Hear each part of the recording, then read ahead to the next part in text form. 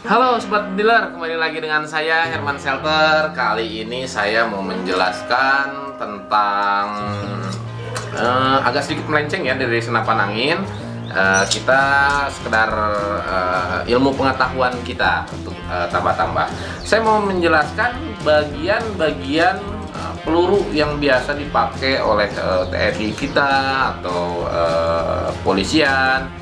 Bagian-bagian pelurunya seperti apa sih? Nah ya, bagian-bagian peluru itu dibagi jadi 3 bagian, yaitu satu proyektil, nah yang kedua serbuk mesiu, ya, yang ketiga primernya. Nah, proyektil itu apa? Proyektil itu yang bagian depannya peluru. Nah, bagian depannya peluru yang nanti akan dilontarkan oleh si peluru. Nah, serbuk mesiunya itu apa? Serbuk mesiu itu kalau di senapan angin itu mungkin angin karena dia pakai angin. Nah, kalau di senapan api dia menggunakan serbuk mesiu. Jadi hasil ledakan ya. Jadi sebenarnya peluru itu hasil peluru itu dia melesatnya itu dari hasil ledakan dari bubuk mesiu. Nah, bubuk mesiu itu ada di bagian tengahnya, nanti gambar akan saya tunjukkan. Itu serbuk mesiu. Yang ketiga primer. Primer itu apanya? Primer itu bisa dibilang dengan picunya, atau kalau primer itu kalau di bagian peluru dia ada di bagian belakang. Jadi kalau itu keketok ya, dia akan mengeluarkan percikan api.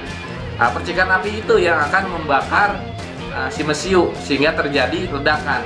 Nah, ledakan itu yang akan melontarkan si proyektil. Nah, ya, 3 bagian peluru ini tiga-tiganya terpisah, ya.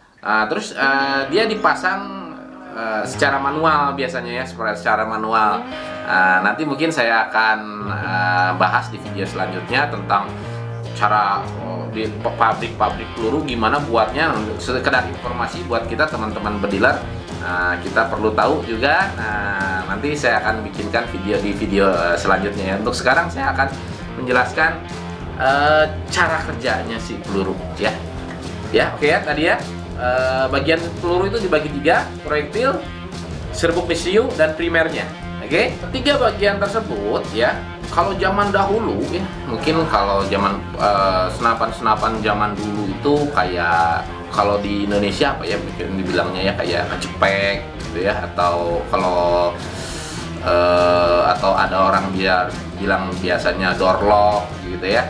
Nah, itu pakai 3 bagian itu. Nah, untuk di peluru-peluru modern ya, 3 bagian itu disatukan ya, Ada namanya bahan lagi yang kita sebut dengan selongsong. Nah, selongsong itu tempat menyatukan 3 bahan utama dari peluru tersebut ya. Jadi proyektil simpan di depan, di tengah-tengahnya itu serbuk mesiunya, di belakang primernya dibungkus oleh selongsong ya. Nah, di peluru-peluru zaman sekarang, nah itu semuanya terbungkus dalam satu paket. Berbentuk peluru itu sebenarnya itu ada 3 bagian: proyektil, serbuk mesiu, primer dibungkus oleh selongsong. Oke, disatukan dengan selongsong. Sekarang saya akan membahas tentang proyektil. Proyektil itu bagian depan peluru yang nanti akan dilontarkan. Nah, proyektil itu ada berbagai macam ukuran. Ada kaliber 45, 9 mili, terus yang kalau dipasang di M4 itu ada kaliber 556 gitu ya. Ada juga kaliber 708, macam-macam ukurannya, beda-beda gitu ya. Nah, itu satu. Kedua, dari bahan.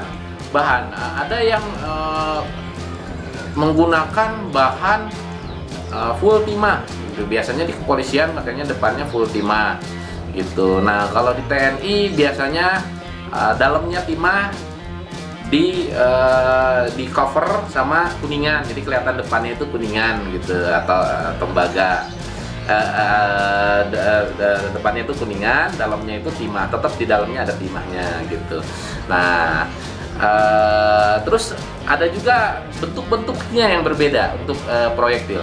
Bentuk-bentuk proyektil ada yang bentuknya bulat gitu ya, ada yang bentuknya runcing, itu yang biasa digunakan di senapan SS. Nah, itu yang bentuknya runcing gitu ya. Beda fungsi, beda juga bentuknya biasanya. Seperti di luar misalkan ada juga yang modelnya yang bulat gitu, tapi depannya ada sedikit bolongan gitu kan, itu biasa disebut dengan peluru proyektil hollow point biasanya disebutnya. Nah, itu untuk bagian proyektilnya ya.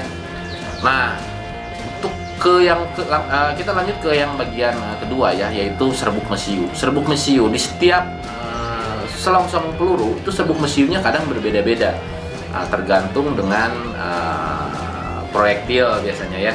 Contoh kaliber 9 mili sama 4. Contoh misalkan kaliber 9 mili atau ke kaliber 45 atau ke 556, itu serbuk mesiunya berbeda-beda dalam artian takarannya. Tapi kadang-kadang bentuknya juga berbeda. Contoh yang di dalam selongsong peluru yang dipakai oleh polisian, itu selongsong peluru atau dipakai di jenis-jenis pistol, itu serbuk mesiunya bentuknya serbuk gitu ya. Nah, ada juga jenis serbuk mesiu yang bentuknya batangan gitu, sih ya. Jadi yang bentuknya batangan itu biasanya kita sering temuin di senapan serbu gitu. Tapi senapan serbu juga ada yang menggunakan serbuk gitu ya. Jadi bentuknya kan memang kadang berbeda-beda, cuman fungsinya tetap sama ya, sebagai bahan buat meledakan gitu, untuk melontarkan. Jadi hasil dari ledakan untuk melontarkan si peluru. Nah, lanjut ya. Kita sekarang berbicara tentang selongsong peluru. Selongsong peluru yang paling banyak digunakan di dunia ini dari bahannya itu dari bahan kuningan gitu ya. Dari bahan kuningan yang sering kita jumpai itu dari bahan kuningan gitu, si selongsong pelurunya. Tapi selongsong peluru juga ada yang bahannya, ada juga yang dari aluminium, ada dari baja juga ada, dari plastik juga ada. Kok ada yang dari plastik? Nah, yang dari plastik itu biasanya selongsong pelurunya shotgun. Nah, shotgun itu biasanya bagian depannya itu plastik gitu. Jadi ada beda-beda bahan. Nah, cuman selongsong peluru itu biasanya kebanyakan yang dipakai itu bahannya dari kuningan. Oke ya. Lanjut ke bagian primer ya. Primer itu atau pemicu gitu ya, pemicu itu yang menghasilkan percikan api untuk memicu bubuk mesiu gitu. Primer. Nah, primer atau pemicu ini biasanya dia hanya bisa meledak gitu ya, atau dia hanya bisa memercikan api kalau diketok di bagian belakangnya atau ada tekanan gitu ya. Nah, itu dia akan menghasilkan percikan api. Percikan api itu yang nanti akan memicu si serbuk mesiu untuk terbakar, untuk meledak gitu ya. Nah, nanti hasil ledakannya yang akan melontarkan si peluru. Nah, jadi fungsi si primer ini itu primer atau pemicu ini itu untuk memberikan percikan api ke si bubuk mesiu. Nah, gitu ya. Biasanya di peluru-peluru letak primernya itu dia ada di bagian di belakang gitu ya, di bagian belakang peluru, di bagian belakang peluru itu yang biasanya di bagian yang bakal ketok sama yang di bagian belakang peluru yang nanti akan ketok sama pemicunya gitu ya. Nah, itu biasanya di bagian belakang peluru itu. Nah, itu di situ tempatnya si primer. Sekarang saya akan menceritakan kenapa si peluru itu bisa menghasilkan kerusakan gitu ke target. Nah, gitu. Jadi sebenarnya seperti ini. Jadi peluru itu kalau dia melesat ya, dia menghasilkan yang namanya momentum. Jadi kenapa dia bisa menghasilkan kerusakan? Ya, jadi si proyektil ini si peluru ini dia punya momentum. Momentum itu apa? Momentum itu berat gitu ya, atau massa dikali dengan kecepatan. Nah, gitu. Jadi contoh misalkan ya, maksudnya momentum itu seperti apa? Contoh misalkan truk, ya, truk sekian ton, gitu ya, truk sekian ton. Nah, kecepatannya misalkan 100 km per jam, gitu ya. Nah, dikalikan, nah itu momentumnya. Nah, begitu juga peluru.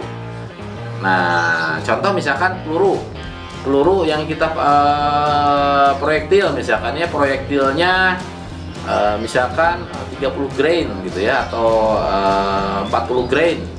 Nah, dikalikan dengan kecepatannya sekian fps, misalkan 1300 fps. Nah, daya tumbuknya itu yang menghasilkan kerusakan gitu ya pada target.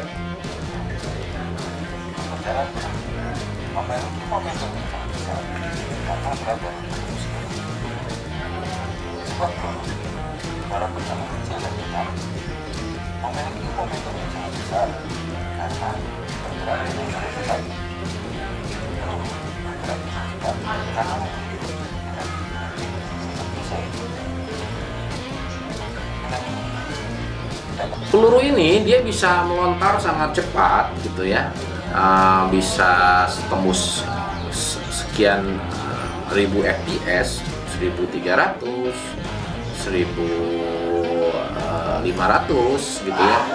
Itu karena dia memiliki energi kinetik. Energi kinetik itu didapatkan dari hasil ledakan dari si mesiu gitu. Jadi si mesiu meledak itu melontarkan si proyektil.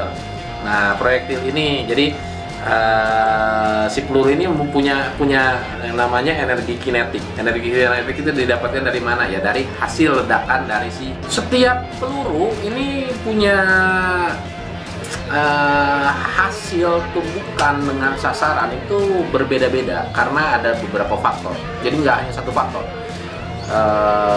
Ada banyak faktor.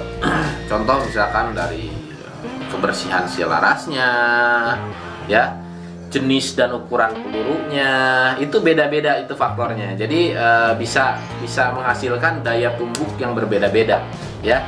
Kaliber si pelurunya, jenis proyektilnya, sudut sasaran. Jadi masih banyak sekali faktor-faktor yang menghasilkan hasil tembakan yang nanti bakal berbeda. Nah, sekian pembahasan tentang peluru dari saya, Herman Shelter. Ini sekedar hanya ilmu pengetahuan bagi kita penghobi senjata, bagi kita penghobi berburu gitu kan. Nah, untuk para newbie yang masih belum paham tentang peluru, tadi udah saya bahas. Oke? Nah, kurang lebihnya dari saya seperti itu. Mungkin nanti ada tambahan dari teman-teman bediler tentang peluru, masukannya A, B, C, D, F, G nya gitu ya. Nah, nanti akan saya sertakan juga animasi-animasi di video ini yang menunjukkan gimana peluru itu bekerja. Oke? Nah, kebetulan di depan saya ada senapan angin. Nah, ini senapan angin ya, karena apa? Kalau kita masyarakat Indonesia, kita nggak kayak di US sana. Di US sana senapan